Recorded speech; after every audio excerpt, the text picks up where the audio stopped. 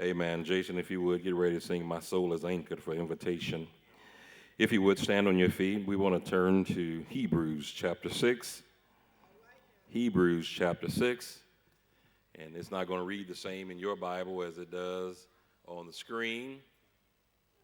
We're going to read it from the Message Bible.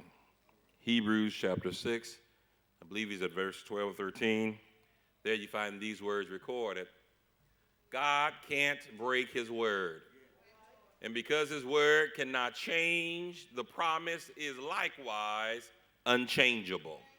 We who have run for our very lives to God have every reason to grab the promised hope with both hands and never let it go.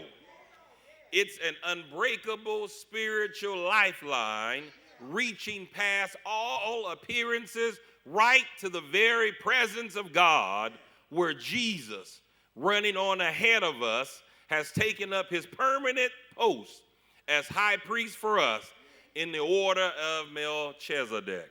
If you don't mind, I want to preach from this thought. My soul is anchored. My soul is anchored. Is that all right? Three things I want to share with you before I take my seat. First, let me tell you that we ought to run to God. Secondly, let me tell you that we ought to hold on to God. And third, let me tell you, we need our souls anchored in God. My soul is anchored. When we deal with our last year to 18 months, New Hope, maybe more so than any other church, can testify that we have had our good days and our bad days. We can testify that we've had to lay some of our closest friends and brothers and sisters to rest. We can say that we've had to cry ourselves to sleep. We can even testify that there have been some days we had to walk the floor, but hopefully we can also testify and say, my soul is still anchored. Y'all missed y'all place to shout at. You see, every once in a while, do you know that there takes some bad days to make you appreciate the good days even better? Is there anybody here that know if you've never been sick, you wouldn't appreciate God's healing power? And it's some of those things that make you say that even though I've got to cry, but my soul is still anchored in the Lord. And the writer now dealt with this fact, and he said, listen, God, in verse 13, God makes a promise to Abraham. He says, listen, I swear I'm going to bless you. He says, I swear I'm going to bless you. In fact, he says, listen, I'm going to swear it by no other name higher than myself. I swear that I'm going to bless you. Now, here's the problem with the church. You've been listening to folks on TV that tells you that blessing equals stuff. Don't say amen, just say ouch. You think blessing means a car, a house, some clothes, some diamonds. But how many of you know that is not blessing? That's just stuff. In fact, if you look up the word blessing, here's what the word blessing means. It is God's favor and protection. Boy, y'all gonna make me preach by myself. When God says to Abraham, I'm gonna bless you, he ain't saying I'm giving you stuff. He says, I'm gonna give you my favor and I'm gonna give you protection, and I promise you it ain't gonna fail. In fact, God is so good. God is so good. He said, listen, not only am I going to give you favor, not only am I going to give you protection, but listen, I'm going to put it on something. I'm going to put it on everything. I'm going to put it on everything. I'm going to put it on my promise, but I'm also going to put it on my word. Putting it on everything. You're going to have to go through some stuff, but I promise you favor and I promise you protection. You ready? Now, here's the problem. We don't read the rest of the story where it says that Abraham, after enduring patiently, obtained the promise. Why? Because we don't want to endure nothing.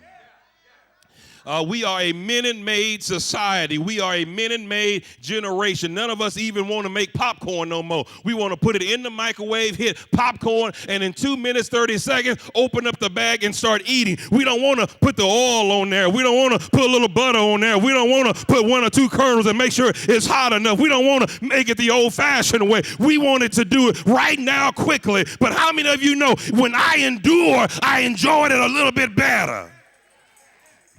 And in fact, it's in endurance and enduring that we get to the problem. Y'all ready for this? The reality is that while we endure, everybody won't make it through. Life has a way of giving us bad hands. Life has a way of giving us raw deals. Life has a way of sending storms in our life. Life has a way of making us cry, making us break down. Life has a way of making us scratch our heads. Life has a way of doing all those things. And how many of you know, as long as you're out there dealing with life by yourself, you always are going to lose. As long as you're out there fighting by yourself, you're always going to lose. But here's what the writer said. He said, listen, we ought to run to God. And some of us know what I'm talking about, that after I battled out there, after I did all I could, when I heard God say, come unto me, all ye who are weary, I ran to God. The problem is that some of y'all ain't tired enough yet. Some of y'all still juggling your stuff. And let me tell you something. If you juggle long enough, God will allow you to juggle if you juggle and want to juggle. But let me tell you something. Satan will always give you more balls than you can juggle. You might be good at juggling 2 balls. You might be good at juggling 3 balls. But how many of you know, keep on juggling, life will throw you a 4th ball and a 5th ball. And now you find yourself not able to juggle stuff. And now stuff is falling that you used to be able to hold up. And God has said, I'm waiting for you to bring it all to me, but you want to juggle it all by yourself. Is there anybody here ever got to the place where you had more balls on the ground than you was juggling in the air? And that's when God is saying, I'm ready for you. So the writer says, I ran to God. Y'all ready for this? It didn't say that I got perfect and then ran. It didn't say I cleaned up myself and then ran. It says I ran to God. Y'all ready for this? Y'all ready for this? Last night I had a choice. I could stay in Ontario or I could take a shuttle to Anaheim and get on a plane knowing I was going to miss my plane in Dallas and stay over in Dallas. And I made up my mind I'm going to get to Dallas because I know that if I get to Dallas, I got family in Dallas. I know Vic going to come get me. But then when they said what time it was going to be, I said, well, I better not call him. I better not call him at 2 o'clock in the morning. Now, I had nothing but my little backpack. Amen. Inside my backpack, if you ever travel with me, you know that it ain't nothing in my backpack but snacks. Nothing but cookies, candy bars, snacks. And so I found myself in Dallas overnight with nothing but snacks. Took a shower, got a couple hours sleep, got up. Went down and needed some toothbrush and toothpaste. You know, had a little dragon. Went down to the desk only for them to have a box full of toothbrushes, no toothpaste. And I had to make up my mind right there. Am I going to be dignified and try to find some toothpaste or am I going to go ahead and just be bold and come to the point? I'd rather get home with bad breath than to stay in Dallas waiting for some more toothpaste to show up. Now, that don't make sense to some of y'all, but listen, some of y'all do God the same way. You'd rather stay over there in your mess waiting for the next ship to come in than to run to God with your bad breath, with your bad situation. But how many of you know if I go to God with my bad situation, he can turn it around, he can wash me, he can make me over again. But as long as I stay over there waiting for it, I'm going to be over there still messed up. So the writer said, I can run to God. I mean, I was cute, but I had on yesterday's clothes. But I'd rather get home with yesterday's clothes and bad breath than to stay somewhere else. Y'all gonna get this in a minute. I'd rather come home to God messed up with a resume of some failures rather than to stay over there in my failures. Secondly, you ready? He says, listen, when you finally get to God, he says, hold on. Problem with some of y'all is you're too pretty in your battle. Because most of us have never had to hold on to anything that was life and death. We hold on to God all pretty. But if we ever was going to be dangled outside of a window and holding on was all we had, I don't think it would be pretty. I think it would be intense. And here's what the writer said. He says, listen, when you get there, hold on to the promise with an intensity that you are not going to let it go. Now, if God says weeping may endure for a night, but joy come in the morning, God said, will you hold on to me long enough to get to the morning, or you're going to be pretty and fall in the nighttime? You gotta hold on. You gotta hold on. There are times in which life deals you a bad hand, and you gotta hold on to the peace that surpasses all understanding. And you gotta let all your friends know, if don't none of y'all call me tomorrow, I'm gonna still be okay, because I'm not depending on you. I'm depending on God. If don't nobody come visit me, I'm gonna be all right. Why? I'm holding on to God. If don't nobody send me no get well card, if don't nobody come visit me, that's all right. Why? I'm gonna hold on to this promise that by his stripes I am healed.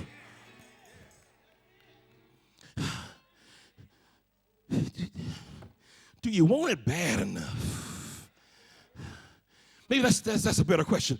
How bad do you really want this peace that surpasses all understanding? Do you want it bad enough that you're going to hold on even when it don't look right, even when it don't look good, but you hold on to God's promises? Do you want God big enough, hard enough, and enough to hold on beyond everything else?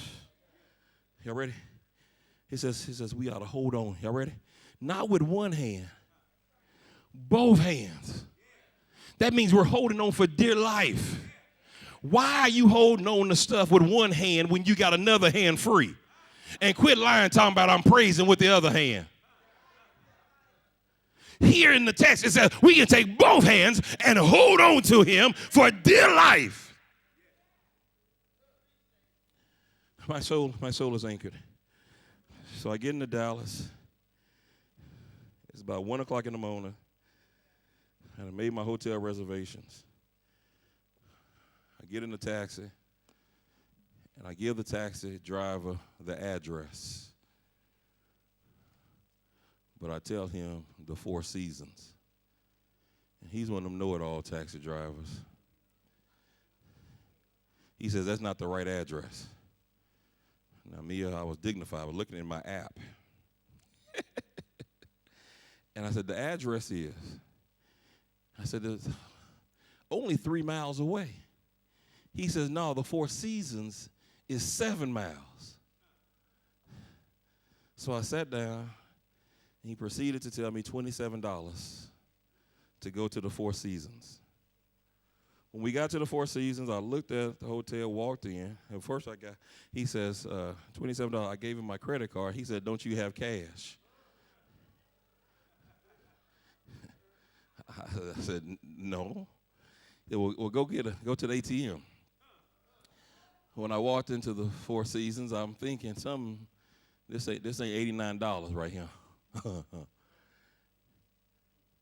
Go down to the ATM. I come back. He's waiting at the desk. I said, man, we at the wrong hotel. I'm not supposed to be at the Four Seasons. I'm supposed to be at the 4 Points. He said, you told me Four Seasons. I said, I told you the address. He mad, I'm mad. I'm looking at him, he looking at me. He trying to size me up. I'm sizing him up, letting him know this ain't what you want right here. Especially not at 1 o'clock in the morning. And I ain't got on my flip-flops, I got on my Nikes. We can go there if you want to.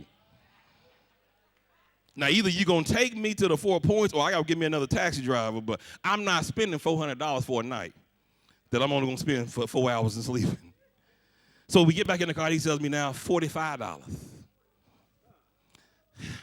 We back at the airport. I said, I told you We get there, and as I'm getting out, I hand him $45. He's looking for a tip. I told him, keep praying. Your attitude canceled out your tip. Now, why am I telling you this story? Because some of us are the same way with God.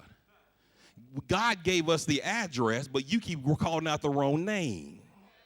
You keep saying, I want to go to Happiness Hotel, and God said, but I gave you the address for Joy Boulevard. Y'all don't want to walk with me. You keep telling God, Lord, I want to live in, don't nothing ever go wrong, and stay. And God said, but you got to understand that many are the afflictions of the righteous, but I'll deliver him from them all. You see, God gave us the right address. You just calling the wrong name. And because you call the wrong name, you keep ending up at the wrong place. And God is saying, but I gave you the right address. I told you I'd never leave you nor forsake you. Trust my address. Quit looking at a name. You keep trying to talk to your buddies who talking about if you just think positive, everything gonna be right. Listen, that's the wrong address. It sounds good, but it ain't real.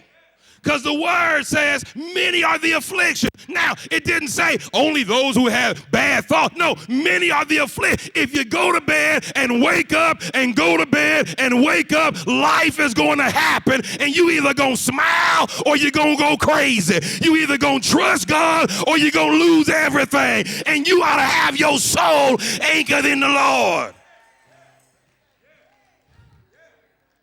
And you cannot wait until the storm comes to decide to anchor then, because you'll be off target already. You get your soul anchored when everything's going good, when everything's all right, so that when the storm comes, you are ready for.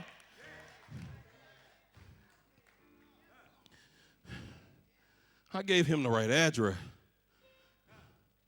I just called out the wrong name. And when I got to the right address, my reservation was ready for me. My room was ready for me. My complimentary water was waiting for me. Everything was waiting for me. In fact, the guy at the desk said, I've been waiting on you. Because I had texted him earlier and let him know what time I was getting in. And let me help you out. God says, when you finally get to the right address, everything you need is waiting on. I don't need to make no new mercy. I don't need to make no new grace. I just need you to get to the right address. And you're going to find folks saying, I've been waiting on you to get here, waiting on you to call my name. All you got to do is get to the right address. My soul is anchored. Laid my cousin to rest yesterday, and I didn't know how many influences you have in your life. But he was a couple years older than me. He majored in communications. I majored in communications. He was a speech teacher. I was a speech teacher. He was quiet. He was private. I'm quiet. I'm private. I get paid to be loud with you. I'm sitting here looking at my aunt, sitting on the front row, and I told you, keep on living. You all have your front row experience. You think I'm lying? Just look at your neighbor and say, neighbor, have you ever been on the front row? They'll look at you, yeah, I've been there. And if they haven't been there, look at them and say, you're going to be there one day. I just pray that you're anchored before you have to sit on the front row. And here she is now on the front row. Here she is now, and here they're saying the words. Here she is now looking at a casket of a son that's not going to come home. Here she is looking at a casket of a son that's going to never call her again. And I'm thinking, and I'm wondering, and I'm praying, and I'm glad that we had conversations. She said, Terrell, listen, I don't know how it happened. I don't know why it happened. I just trust God. I just trust God that one day at a time it's going to get better. One day at a time I'm going to get a little bit easier. One day at a time it's going to get a whole lot better. And I told my auntie, I said, if you are anchored in the Lord, and because you're anchored, God gave you you a promise. He said, I'll give you a comforter. And what does that mean? That means that when you got to walk past the casket, God said, I'll prop you up on every side. When you got to get to the cemetery, God said, I'll sit right there beside you. Is there anybody here that understands when God said, I'm going to bless you, God said, I'm going to give you my favor and I'm going to give you my protection. Is there anybody in here that ever had to go through some stuff and found out in the middle of your stuff that God was protecting you? Is there anybody here that with everything you've been through, all the heartache and pain, you ought to be crazy as all get out, but you're in your right mind? That's God's protection.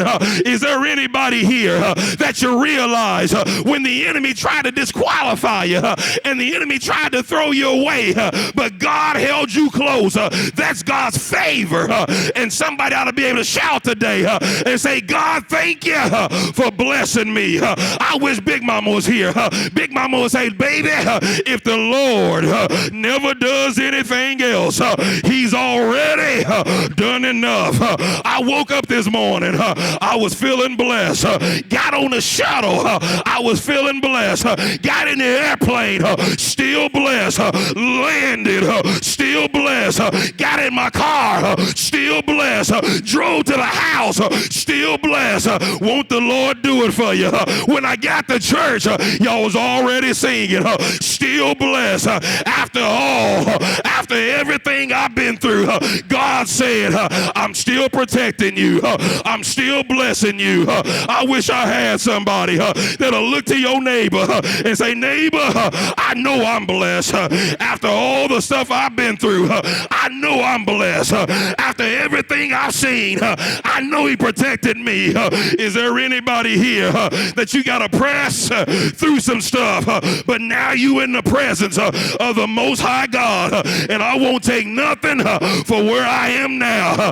I wish I had some real folk that know in his presence there's a peace that surpasses all understanding. In his presence there's a joy that never runs out.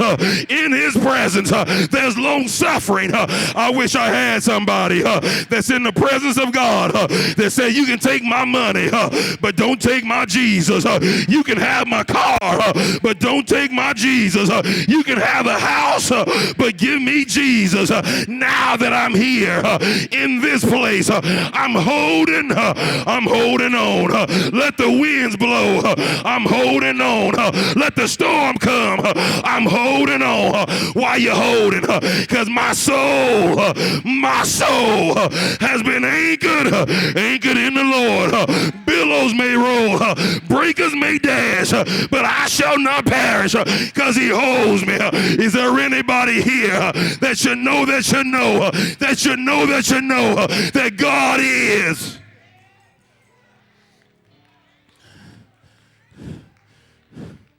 That God is holding.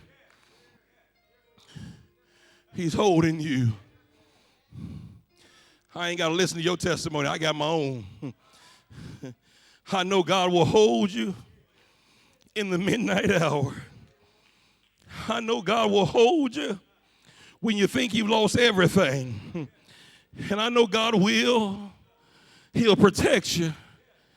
And somebody can testify, I ran to him and tried him for myself.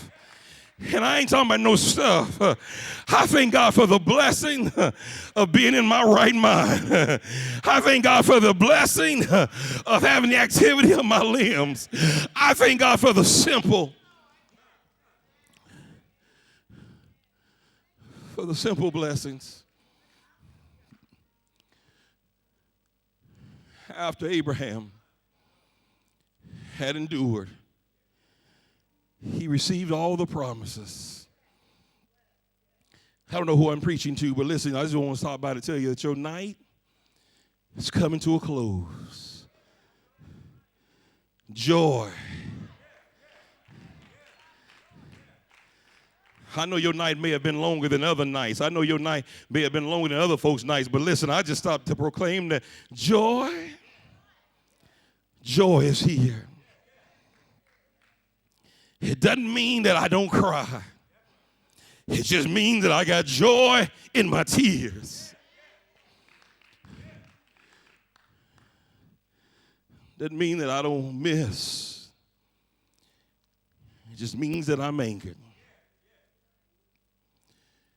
And when your soul is anchored, winds will blow you a little bit, but it can't take you off course. When your soul is anchored, the tide might raise the boat a little bit, but it won't take you off your course. See, that anchor keeps you centered. It keeps you steady. And that's what the world don't understand. How can you go through what you go through and still stay steady? And you can tell them that my soul is anchored. Aretha Franklin said, you just got to rock steady. And that's what you got to do in life sometimes. You just got to rock steady. You got to cry sometime, but you got to have your hands elevated.